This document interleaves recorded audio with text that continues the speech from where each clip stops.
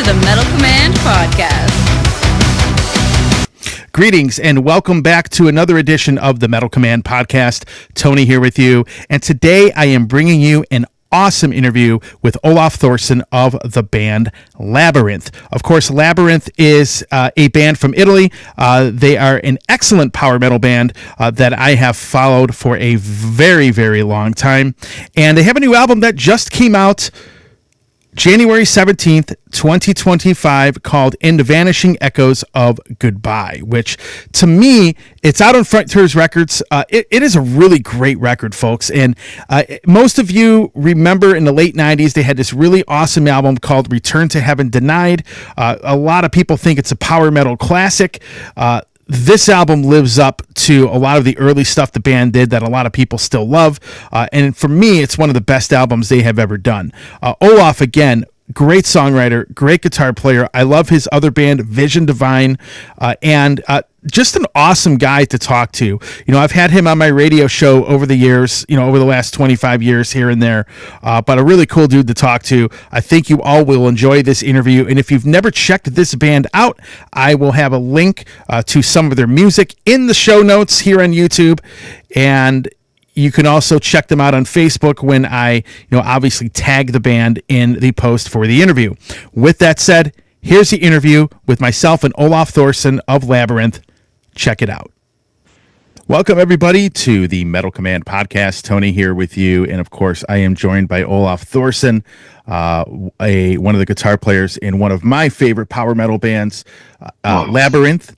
And, of course, Vision Divine, another band I have followed for probably now, it seems like forever ago when the first album came out. But I've been following that band, obviously, for a very long time. Put out a great record last year. And we also have a new Labyrinth album that has come out. In the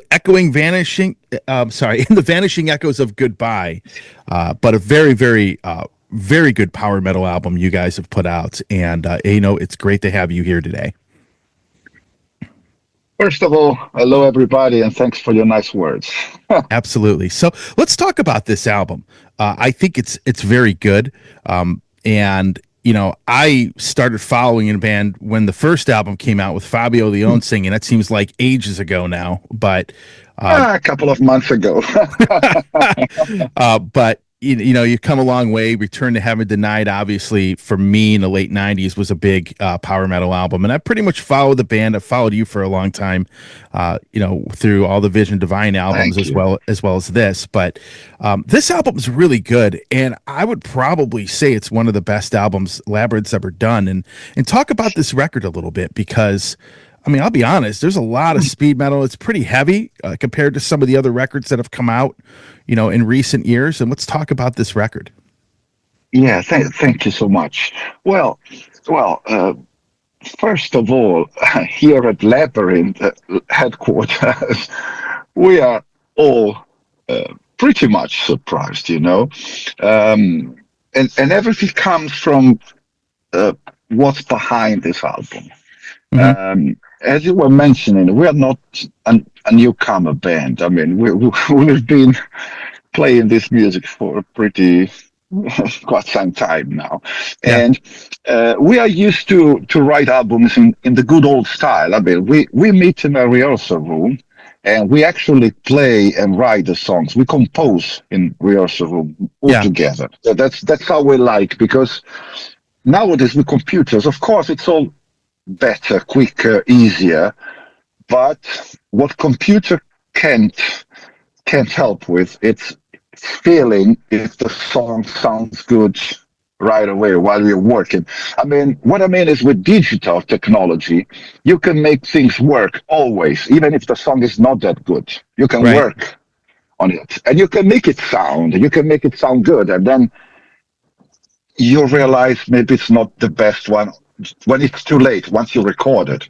Right. When you play it in the rehearsal room, it's there. Sometimes you think you had a good riff, but then you play all together and it doesn't work. This time, we had this feeling, but we were talking about power metal nowadays. We have a long history with the genre so-called power metal. We uh, we somehow struggle with the definition of power metal band when it comes to the band, because it's not that we don't like power metal, but we feel a bit more complicated than that in a positive way. I mean, we do not play only power metal, Right. and then the new style. Well, I mean, at least what we hear from magazines, from fans, is power metal is coming back. Power metal is coming back.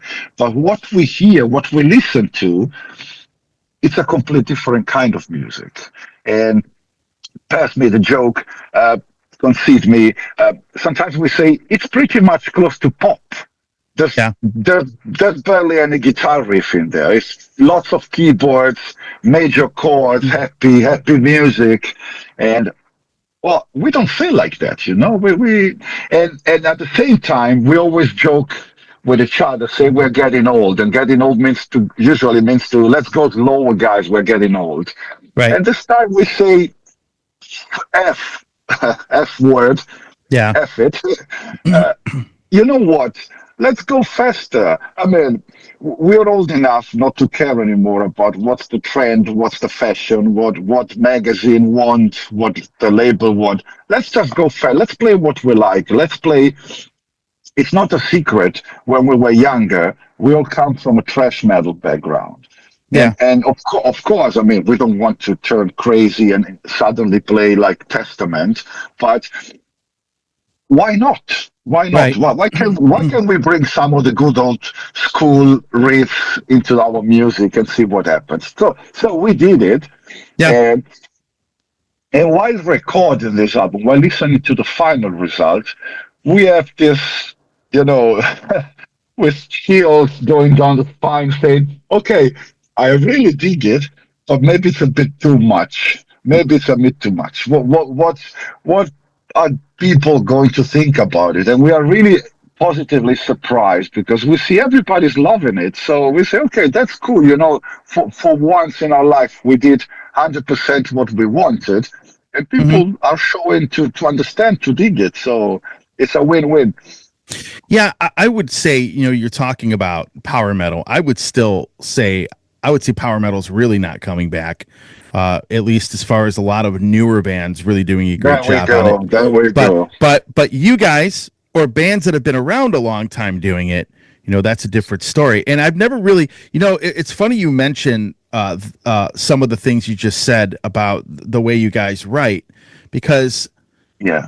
when you talk about pop music, for example, and you talk about thrash metal, the interesting thing about Labyrinth, or even some of the stuff you've done in Vision Divine, is that you might have a lot of these heavier elements in some of these songs, but you do have songs that are a lot different, and that goes back over 20 years, right? It goes back 25 years in a sense, because, for example, let's go back to some of the earlier stuff that you did, like when you go to the Timeless Crime EP, right? All right. Yeah. Or you go to, Return to Heaven Denied, like the original one. There's a lot of different elements on those records. When you, like, for example, you guys did stuff on those albums. There were a lot, a lot of these songs, they were not all the same. You had some power metal songs, but then you had songs that were a little bit slower, a lot more melodic, that, especially when Roberto joined. I think when he got on, when he first came into the band, I think, you had a little bit more of that element. I wouldn't like to call it pop music, but it was just, you didn't have a lot of the heavier stuff on some of those records. And a lot of people associate them with power metal. But reality is, when you go and listen to a lot of the past albums they've done, and even the stuff you've written on, in your other band, I've always said that the reason I like these records is because they're a lot more diverse than what a lot of power metal bands typically would do. So it's a long way of saying, you guys have really, if I've always felt like you've written music you've liked, and this album just happens to be heavier than a lot of the other ones. It's just how it turned out. Yeah. Thank you. Yeah. Yeah. Whenever I say this story about power metal, I always try to explain. We don't mean to be offensive when we say we don't recognize ourselves as 100% power Yeah. metal band.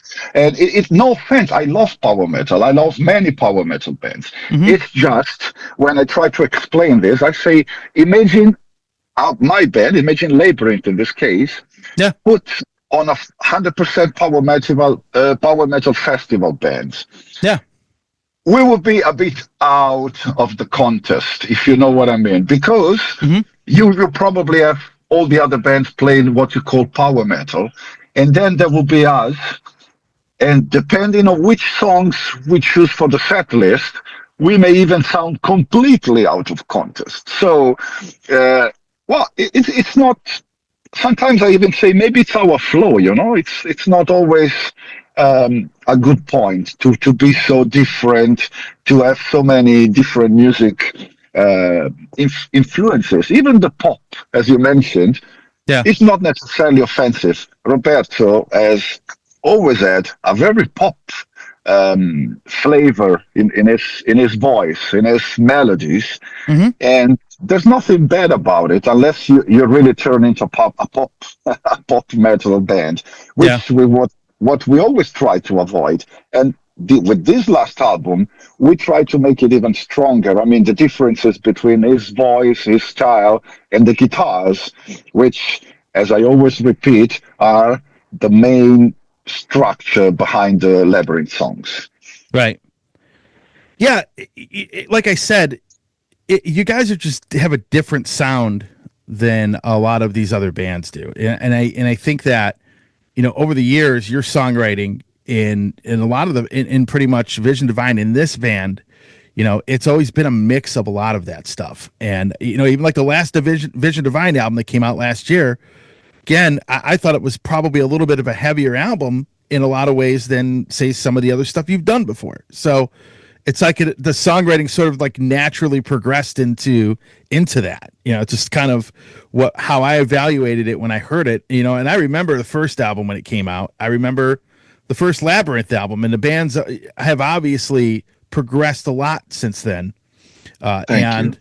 And I think that when it comes to your songwriting, I just think that you've always kind of had that little bit of diversity in it. But the new album is, like I said, is a pretty heavy record. I think it progresses, a little bit, like Welcome to the Absurd Circus sounded like a little bit of a heavier album, but this album kind of goes further with that. And that's how Definitely. I look at it. Yeah. It's a reaction. As I told you, it's mostly, there are many reasons behind it, of course. And of course, the main reason is we like what we write. Sure. But the background is like this is a retaliation to the situations around us. Right. What people call to be power metal nowadays has no guitars, basically. Guys, I want to be. I don't want to sound like a true defender, but I listen to the new releases and I say, where are the guitars?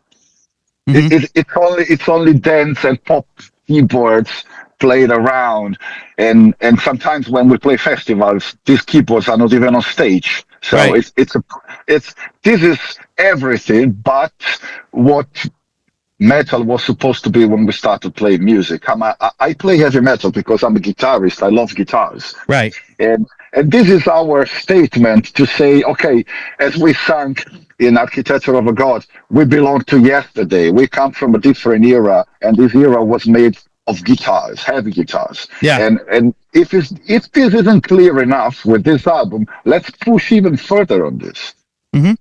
Yeah, it's interesting because that album, we had Return to Heaven Denied Part 2, but yeah, Architecture of a God, I think, is kind of where the band, it started really getting a lot heavier as far as, what you're explaining, what you're alluding to, in the fact that you have more heavier songs on the record, and it's kind of progressed from there.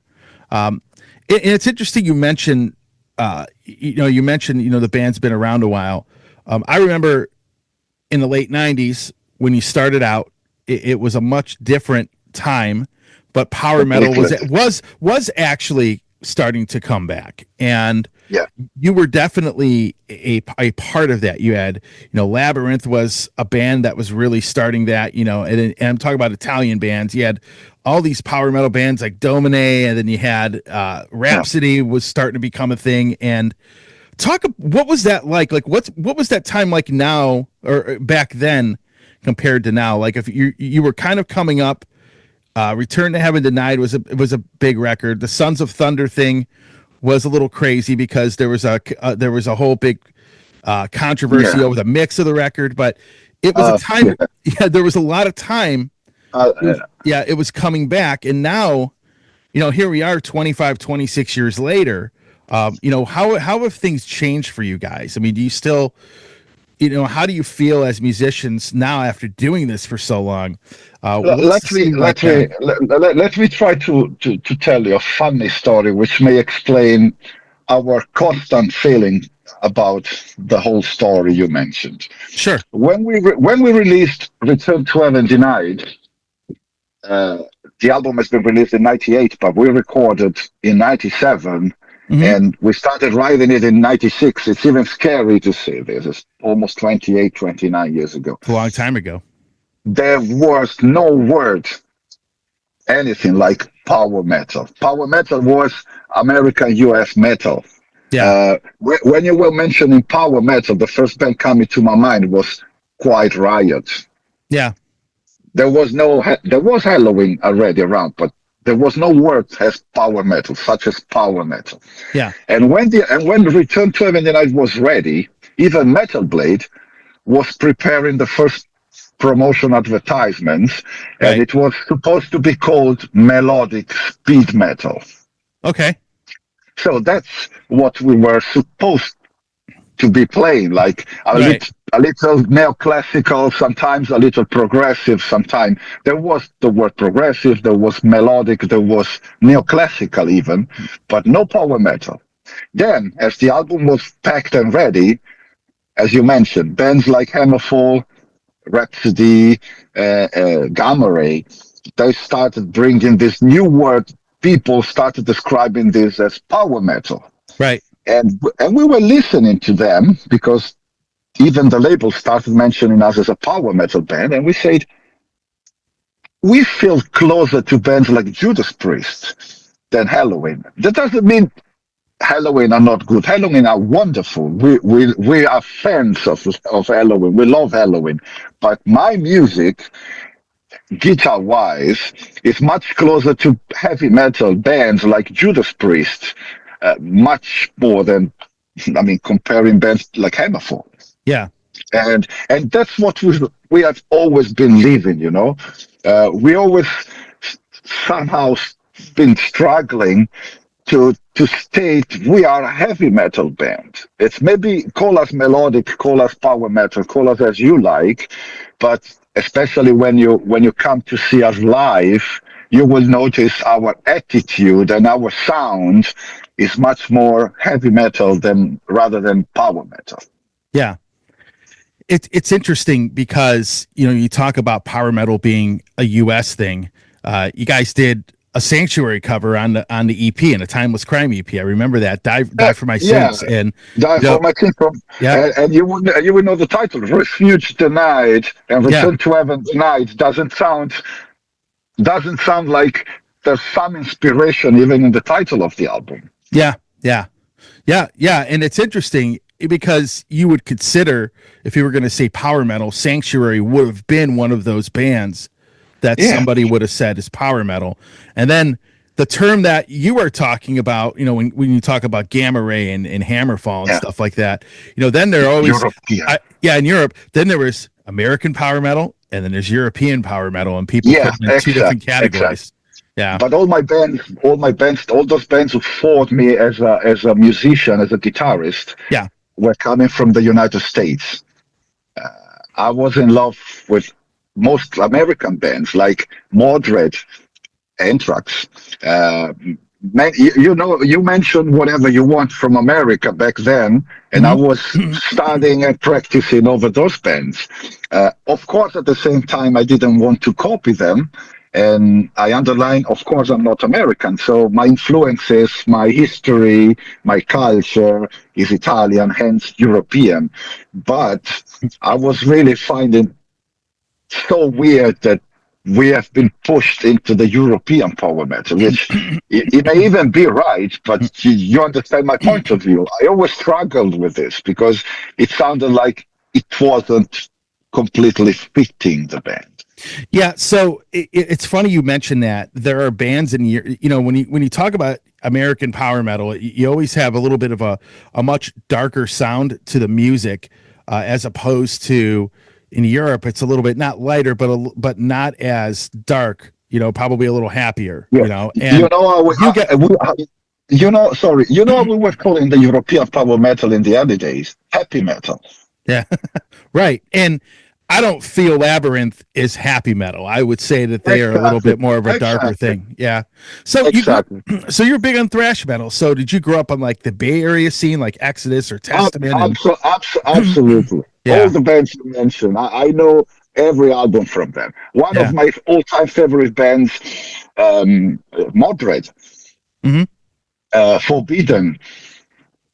So I'm in love with that kind of music, that style. The Bay Area has been a big influence to me as a guitarist. My favorite band, my favorite guitarist is a band. I guess you know them. It's Toxic. Okay. Yeah. Yeah. So think the album was when Think This the album was released, it blew my mind off completely. All my style, what you can hear without Think This the album from Toxic, I wouldn't play the things you can hear and listen to in on Return to Heaven Denied. Yeah. It's interesting you say that. I've had Josh, the guitar player, on my show. Josh Christian and Gross is my god, my guitar god. Yeah, Josh and they Christian. had a new album come out, and that Yeah, album was phenomenal. Yeah, that dude yeah, is. I mean, he's actually a really nice guy, and that dude really. I mean, he has such a unique playing style for thrash metal that, like, if yeah, I hear him play, I can tell it's him because he doesn't sound like anybody, not even in absolutely. heavy metal, but even in thrash metal in general. And it's interesting you mention that because those first two Toxic albums are so Yeah, ahead one of their thing, time. yeah, Yeah, yeah, yeah, yeah, yeah. They were coming from another dimension. Imagine back then. I mean, it was such a new music. It was trash, but there hmm, was much more than trash. The voice, especially in Think This, was so melodic, and they even added a ballad. Just to Defense was the song, yeah, and it was not belonging to a trash album. So yeah. I was a teenager. I was saying, "What's going on? There's something going on here. There's something new coming," and that's when I got these influences, and I say, I don't want to be put into a single style and play the same song forever and ever. Yeah.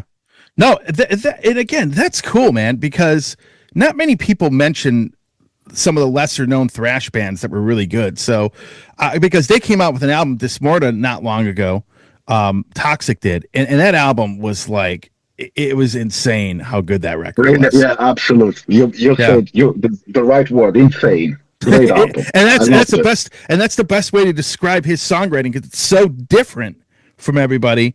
I That's the best way to describe it for me, and insane in a good way, And so, yeah, it's interesting you say that because when I do listen to a lot of these songs that you've put out, and even stuff that you've done over the years, I do hear in your guitar playing, especially your rhythm playing, I hear a little bit of thrash metal in that, but because Absolutely. yeah, Absolutely. because you're writing different kinds of songs, but those elements exist. I think it's cool that you mentioned that band. Definitely. Of course, I don't want to copy anyone, Yeah. but my roots come from there. Definitely, Oh, definitely.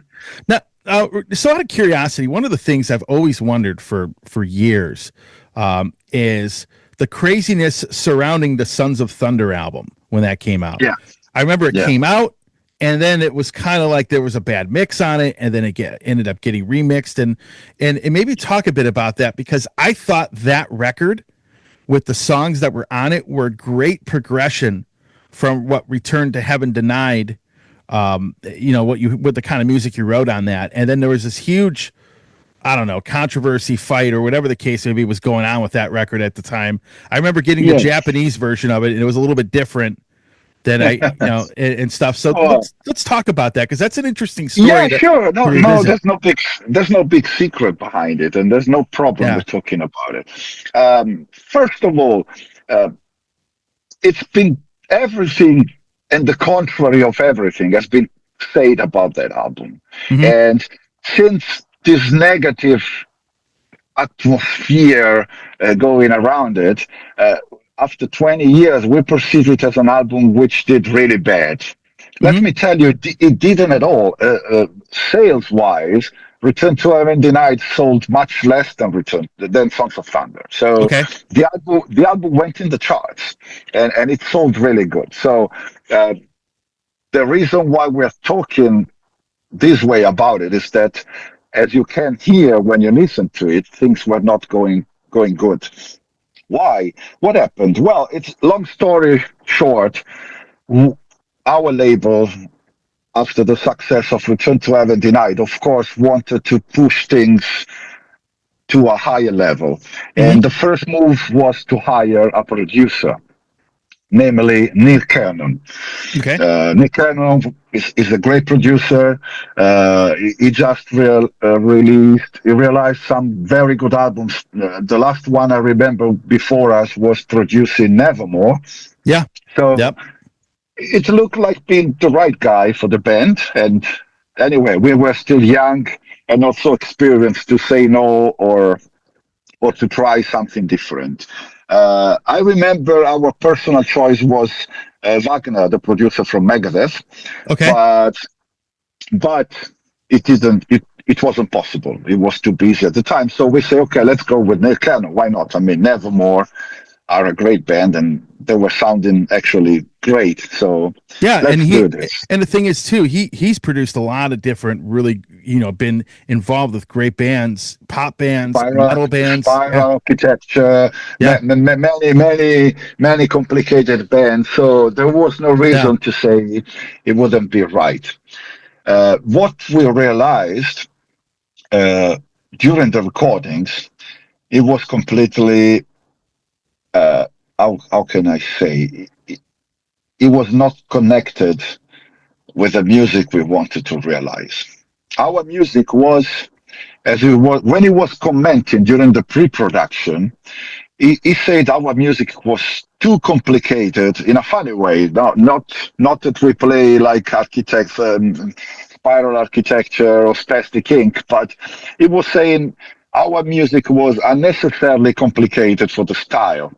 Hmm. And he wanted to cut things, and he wanted to make everything sounds in more straight. I don't know how to explain this. Anyway, there was some disagreement with this, but again, we were too young, so we said, okay, you do whatever you want. And the next step during the recordings, an example, was to cut all the solos off. Almost most of the solos were cut. He didn't want to. He didn't want the album to have many solos because he said that the solos don't belong to this kind of music, Yeah. and so on and so on. Uh, the atmosphere in the studio was really, really bad, really bad. Okay. The best player has been sent home right after a few minutes starting the recording. He didn't like the style, so we had to call a sessionist to complete the best parts. And then we went with the guitars. The keyboards were completely cut, and so on. Excuse me a second, and so on. Anyway, when the mix happened, he chose not to have the band around. So he took everything and he went, I think it was in Texas. He went to a studio in Texas to mix it alone. And he sent the master straight to the label, not even to us. We had no chance to listen to the Right. master, to the mix. And it was not us, but it was the label who, back then, Metal Blade, from their base in Stuttgart, Germany, they flew to Milano. We have been called to Milano. We listened to the mix, and they were informing us the mix was horrible and totally unacceptable. Yeah. No guitar solos. I think like two or three guitar solos were left. Most of them were have been replaced with some weird synth, I don't know, whatever arrangement. The vocals have been reduced in terms of choirs, and it was sounding completely different from what you can hear now in the final master. So Right. uh, at that point, as a band, we expected the label to give us, I don't know, 1 month to redo things, but they actually gave us 1 week to remix it, Right. and we had no producer anymore. So the only thing we could do was to hire the same studio guy who did the recordings, and he had to remix the whole album in less than 1 week. Remixing also meant to re-record guitar solos and some other stuff which were missing because what he didn't add to the master was erased. We had nothing left. So I remember myself recording solos at 3 a.m. in the morning, like Rage of Kings, the song "The Rage of the King." It's me playing a solo at 3 a.m. in a studio with some random amplifier because the stuff was not there anymore. Right. And this was the recipe to a big disaster, of course, in terms of sound wise, production wise. Correct. But we had no more control on that. I mean, the label came, took the master, they listened to the final version, they said, okay, that sounds good enough, let's go. And they released it because they already had pre-sales, and they wanted to keep it hot and they wanted to put it out and sell it. So that's how it went. Sure. Did that, that whole crazy situation, was that part of the reason you left the band to begin with? Like, I know you were out of the band for quite a while. And Definitely. Yeah. I totally disagree. I would never let that album be released that way. What I say, it's strengthened. It's stronger now than back then, of course. But what I was saying back then, I know how to produce an album, which I did. Now in these days, I'm still producing my own music, and that's the moment when I have learned I am going to produce my own music. But back then, I was a young guitarist, and I was really pissed off because I said I am not willing to have this album released the way it sounds because the songs are there. Just give it a new sound. Just if needed, let's redo it. No problem. I can do it right. in 2 weeks, in 3 weeks. Let's redo this and give it the proper production it deserves. I didn't find any support, even from the other guys, but I don't think they're guilty for this. We were too young. Yeah. And when business pushes you and everyone around says you can't delay the release, let's put it out. I understand now that some other guys agreed with this plan, and I say, okay, I call myself out because I was losing the control over my music, and it's the worst thing it may happen to you as a musician, I think. Sure. Yeah. So you basically proceeded then with Vision Divine for a long time, and put out some great records. I mean, I remember you had a second album, then Streams of Consciousness was probably it's actually still one of my favorite records you've ever done. And that just had, obviously Vision Divine is a bit different from Labyrinth in how a lot of those records sound.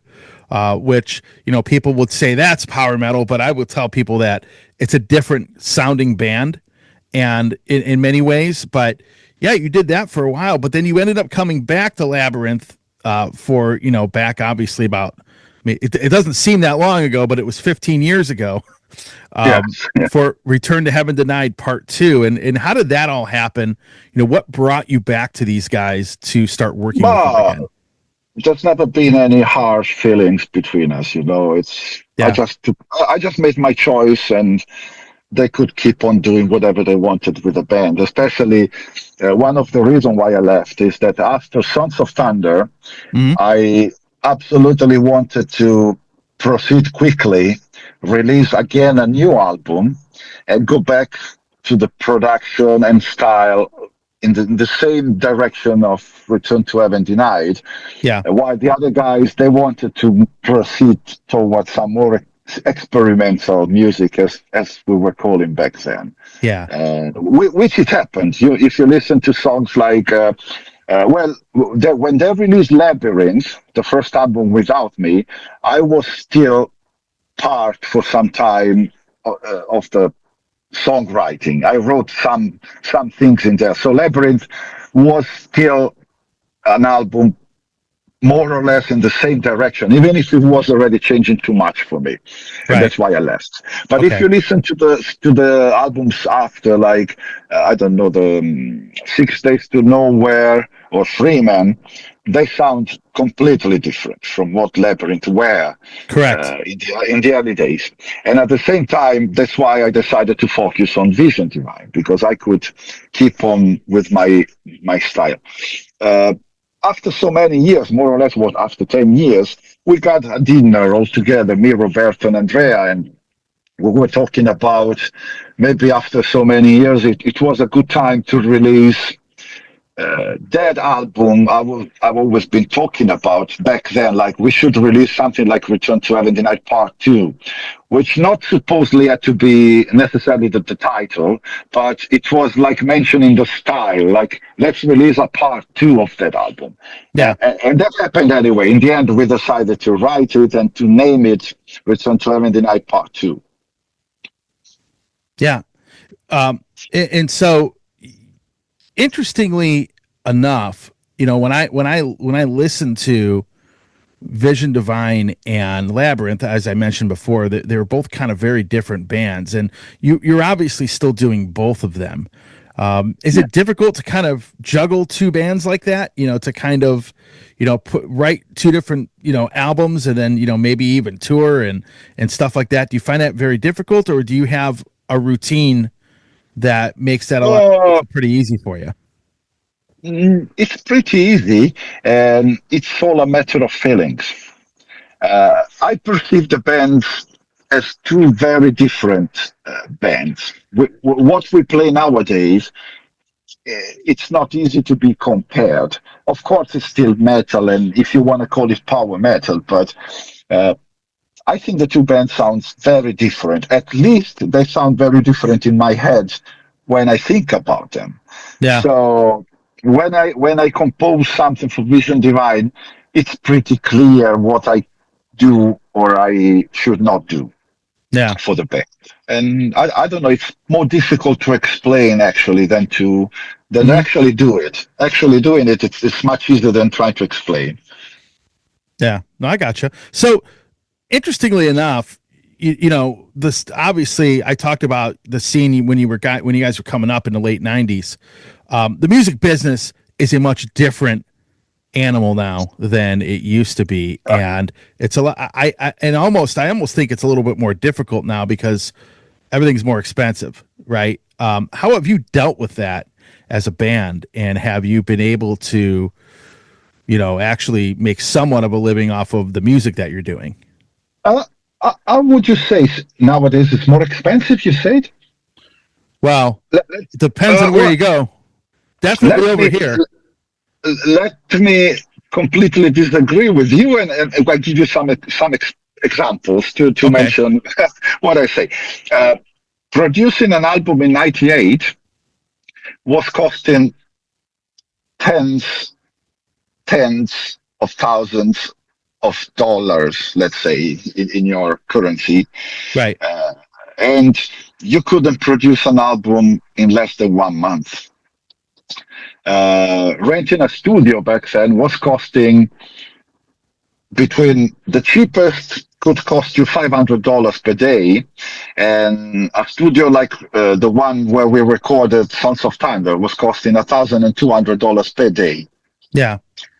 Nowadays, you can buy a computer with €1,000, a good audio card for $500, and with a good software, you can record the whole album at home. Mm-hmm. So making music nowadays is much, much, much cheaper. Much cheaper, even for us. Of course, then if you want to have a proper studio mixing and doing the good thing, it's still expensive. And as you say, it can be more expensive. But Yeah. the reason why nowadays there are 10 times the bands that were in the good old times is that nowadays making an album can be really, really cheap. Yeah. Well, what about the cost of touring and playing The shows? cost of touring, that's another story. You are Yeah. 100% right. Touring nowadays costs 10 times the price it was costing back then. Yeah. Let me say the last the last big tour I've been part of was, uh, let me see, mid 10 years of the 2000s, so like maybe 2012, 13 or something. We have been touring Labyrinth together with Sonata Arctica, and the nightliner rent was €1,000 per day. Right. And you need a nightliner because you must travel around Europe. Mhm. Nowadays, the same nightliner costs €2,500 per day. If you tour for 10 days, you make your own calculations. It makes €25,000 just for a nightliner. Costs are really crazy. And that's why I don't know how's in America nowadays, but nowadays in Europe, tours are not so easy anymore. That's why you see mostly big bands going around because they are the only ones who can charge you a good ticket price, like 50, 60, 70 euros, and they can cover expenses. Well, it sucks here. So, you know, So, yeah. welcome And to right. Europe. Yeah. I mean, it's like, I remember looking at somebody's balance sheet for the bus, like how much it cost them, and Yeah. they were and I think one band, I don't remember who it was now, it was about $50,000 a month to rent the bus, and that's counting. As I Yeah, told you, yeah, yeah. 2,500 per day. About 50, 60 grand. And, people don't realize that that's not all just renting the bus. You're paying by how far you drive it. You're paying for the gas. You're paying for the driver. You're paying for the driver to wash your clothes. You're paying for the like the laundry. You're paying for the Wi-Fi. You're paying for the You're internet. forgetting, Yeah. and you're forgetting the food you need to The eat. food, yeah, exactly. You got to eat too. I think in Europe, but I think in Europe it's a little more, it's a little easier because the cities are closer together. Yeah, In the yeah, U.S., yeah, in the U.S., I mean, definitely. you have the eastern half of the country, and then you got to figure out how to get to the West Coast because there isn't much between Chicago I know, and Los I know. Angeles. So it's it could be pretty taxing for a band, especially a band from Europe to come over here. I mean, it's tough enough for American bands to tour here, but if you're Yeah, a band yeah, from Europe, definitely. yeah, And you cannot expect a band supposed to tour for such a long time yeah, to reduce expenses by renting a van and drive themselves. That would kill them after 1 week of shows. That would have been possible. That would be impossible. no, oh no, I get it. So, I mean, I was just curious if that was more difficult for you. It's funny you It is mentioned, it is yeah, very yeah, difficult, very difficult. yeah, but it is interesting you mentioned the cost of producing records. I'm just going to throw this out there. Has gone down because I read this statistic. I'm sure you probably saw it, where there's more music coming out in a day than came out of all of like 1984, right? There And you go. There yeah, you go. yeah, There you go. Making a song nowadays, if you mention one song, I can make one song now in 1 hour, ready, mixed, and mastered at yeah, zero cost. Zero. If I want to do it at home, I have all my devices, my tools, my studio. yeah, Not to mention the 80s, but even in the late 90s, when we started doing good, it was impossible. Impossible. One good audio card uh, was costing like $12,000. yeah, Imagine the whole studio. Nowadays, thanks to digital technology, every band can make their own albums, and well, the quality is another story. But let's stop at the costs. It's much yeah, cheaper. It's much cheaper. yeah. And then and if you do know what you're doing, you can make those records sound great, or you can be like me, getting 200 bands a month sending me albums that they use all the same templates, the same plugin templates, and the productions all sound the same. Exactly. That's what actually many studios do nowadays. Yeah. Why? When there's a good studio, you have suddenly 20 bands releasing albums from that studio, and they all sound the same because templates used are the same to make even cheaper the cost. I mean, that's crazy. And I would say Labyrinth. I would say that the production and the sound of this album is very, very good. It doesn't sound like that at all. Even the last one, I was thinking about. You guys really did a great job on because we're recorded at home. We have our own studios. Mm-hmm. We prepare and record our own tracks, and then we move to the studio, to the real one, just for the mixing and mastering. Okay. But you still get in the room and rehearse together, which I think is a really cool thing. Absolutely. And we still use tube amps. Oh, that's cool. Yeah. No, Absolutely. And that's interesting because people use all sorts of different, they're not using tube amps, but they're using Fractal and some of these other Kemper, Quad Cortex, all these things. Right. I would mention something really short now. It's a funny story. We just came back from a festival in Germany. Mm-hmm. It was a power metal festival. And I'm on the backstage preparing to get on stage when you prepare your set to be brought on stage. And in my list, there were my amplifier is a PV 5150. Okay. From 92, so real tube made in USA amp. I see 3 of them there, and I asked the tech guy, which one is mine? Which one can I use? He turns at me and he say, you can take them all. You're the only guitarist tonight using real tube amps. And I say, wow. Tubes add a lot of warmth and punch. I mean, even when I listen to vinyl records, I have a tube preamp to listen to them, and even when you're playing guitar through a tube amp or listening to music through it, I mean, there's a much better, different sound for me. The thing you get in your hands when you play on real tubes, it's completely another story. It's another story. I also myself use Kemper for my demo productions and stuff. I have a Kemper. It's good stuff. I wish I had it 20 years ago. It would make things much easier back then. But when you push your guitar and you plug it to a 5150 in my case, but Mesa Boogie, Marshall, whatever you like, that's another story. Yeah. So let's talk about mediums really quick as far as, putting out music. When obviously you started out, doing this, in the late 90s, you had CDs were the big thing. They were really the only thing. Now it's you either have streaming or people are listening to vinyl records, which I think is interesting. What are your thoughts on streaming? Are you a big fan? Some musicians like it. You don't like it. Okay. I don't know. It's not that I don't. Of course, personally, I don't like it, but at the same time, I may surprise you. My opinion is that it doesn't matter what you think, what you like. These are the times we are living, and either you adapt or you die. Right. So I'm not completely negative about it, but my taste is different. What I like is different. I prefer a vinyl. And many years ago, I read a statement from Andy Sneap about this thing popping out, like the digital era. And he say, musicians are a weird species because they spend thousands of dollars buying good instruments. They spend thousands of dollars practicing to be ready to record good stuff and be ready when they enter the studio.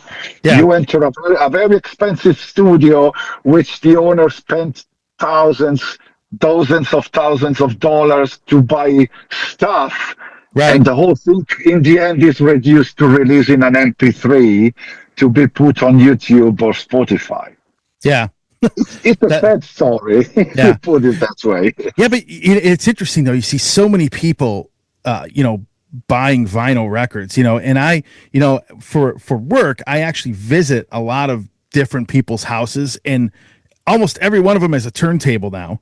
And you see this big stack of records, that people are Yeah. buying. So I find it interesting that people are buying vinyl and then, that's what they listen to at home, but when they're out, they stream music. So Yeah. it's so much different than when CDs were the thing and that was it. I mean, that's all that you had at the time. I agree with you. I agree with you. It was a different time, and um, again, there's nothing we can do about it. I mean, we No. must accept it. Well, maybe vinyl is a good thing. After all, digital, it's something you cannot touch. And what is actually digital? Digital is something created in order to copy what was already existing, the analog. The digital, it's simply trying to make the same things analog was doing in a quicker and easier way. Yeah. But if the quality is not as good as the analog, there will always be some people listening to both worlds and say, you know what, I guess I'm going back to the vinyl. Yeah, absolutely, man. It's like eating. If you're hungry, McDonald's is good enough. But if you really go out and say tonight I want to have a very good steak, then you probably won't go to the McDonald's. No, not at all. If you want to go to McDonald's and you feel like crap, go ahead and eat that. But yeah, I know, Yeah, I get it. if you're hungry for a few bucks, then it's a good choice. But if you really want to go out and enjoy, then it's not the best choice. Same goes with music, Spotify, it's okay if I'm driving my car and I want to listen to some music. Why make it complicated? I also switch my phone off. I plug it with Bluetooth to the car and I listen to some music. That sounds enough. I'm driving. I'm not focusing on what I listen to. But if I'm home and I want to listen to some good album released from a band I love, I want to put some vinyl and listen to it. Sure. Yeah, you're pretty much kind of the same where I'm at this And I point. also want to, but this because maybe I'm old, but I also want to touch the cover. I want to open. I want to look at the booklet. I want to read the lyrics. I want to see the pictures. I want to touch what I spent money for. I don't know how to explain. I don't think it's because you're old. I think a lot of younger people are buying vinyl records as well. Yeah, so I mean that's a big thing. It's growing. Yeah, it's growing. It's a big thing. It's a good thing. It's a good habit. And I think it's partially because of what you are talking about. You have something tangible in your hands, in front of you. And, let's face it, a record, the artwork's going to be much bigger and much nicer looking than it is on a CD. I mean, it's just how it is. Yeah, it goes with my album as well. My latest Labyrinth, when it's really been released, I first got my CD copy and it was looking cool. Okay, I love CD, nice. And then you see the Spotify page ready to be released, and it's cool on the monitor. But when I got my LP, my vinyl, and you see the big cover, you say, "Wow, that looks much better. That looks better." Absolutely, man. So I got a couple more questions for you before we end this off. Sure. Do you have any tour dates or anything coming up and planned for this coming year? We are talking about this. You just mentioned the difficulties with touring and the costs. So it's something we're constantly dealing with. Yeah. But at the same time, we also got some offers for some festivals. We even had some contacts with the United States. What it seems from Europe is that it seems a bit easier than it was in the past years to have some shows in the United States. So it looks like even in your country, this music is becoming a bit more popular than before. And so hopefully there will be a chance for us to come back after some many years we've been missing. Absolutely, man. So I'm going to end it off. I'm going to ask you one last question. Ask this question to everybody. Any last words to say to your fans that will be checking out this interview? Yes, I always end when I'm asked this question. I always end it with my personal gratitude to all the people, especially what we call the old fans, those people who have been listening to us for so many years. It's a long journey. It's more than 25 years we've been hitting the rock. going around, pushing hard, always trying to make our best. Every album to us is a chance to improve. We still feel like every time we release something, we still look for the chance of improving, of making something better than the time before. And whenever I release something and I see people connecting through the websites, through the portals, to the socials, and I recognize some names. This guy was in Atlanta the last time we played. This guy's there. I see there's a big fan base, a strong fan base, which is still there, always there. They, no matter how long it takes before you release something new, these people are back and they show their love to the band. So my first and eternal gratitude goes to these people, to these friends. We don't even know sometimes. We don't even know them, but I always hope there will be a chance for us to meet. So thank you to all our old fans. And of course, thanks to all the new guys, the new people who maybe never heard about us, or maybe they heard but never had the chance. And maybe this interview may make them feel like, oh, okay, let's give it a try. Let's check them out. So thank you to everyone who will use this interview as a chance to listen to our new release. All right, man. Well, hey, again, as someone that's followed you for a long time, it was really a lot of fun to be able to have you on the show yet again. Same for me. It's been very fun. Yeah, and again, great album. Really, probably, if I had to take, if I were to go and go back and rank it, it's probably one of the top 2 or 3 albums you've done. Oh wow, yeah. That's a big thing to hear. Thank you so much. I'm very, very, very happy to hear that. It makes me feel like, okay, then maybe it's still worth it to spend so much time in a rehearsal room trying to make something that sometimes you wonder if people will ever understand what you did. And when I hear words like this, I'm really grateful. Thank you so much. Yeah, absolutely. I had the first album with Fabio singing on it, so I mean that's how far back I go. And that's why I appreciate. And listening to this, the last album was pretty good, but listening to this one, I mean, there's definitely an improvement over the last, say, couple albums you've done. I mean, for me, so I would say we are receiving such a huge response, such a huge feedback from this. It's not that we are surprised, but well, somehow we are. We didn't expect such a big reaction from the listeners. So thank you so much. We are very excited in this very moment because we are looking around and even chatting with each other. So guys, did you see what's going on? It's really going good. Hey everybody, Tony here from the Metal Command podcast. Again, I appreciate your support. Since 1998, I have hosted this show in one form or another, starting off in radio and now in the podcast format. Again, thanks for watching. And if you like what you see and hear on this show, by all means, please hit the subscribe button, hit the little bell to be notified anytime I do post a video. And if you see this program on any other form of social media, please give me a follow there. Again, I always appreciate your support.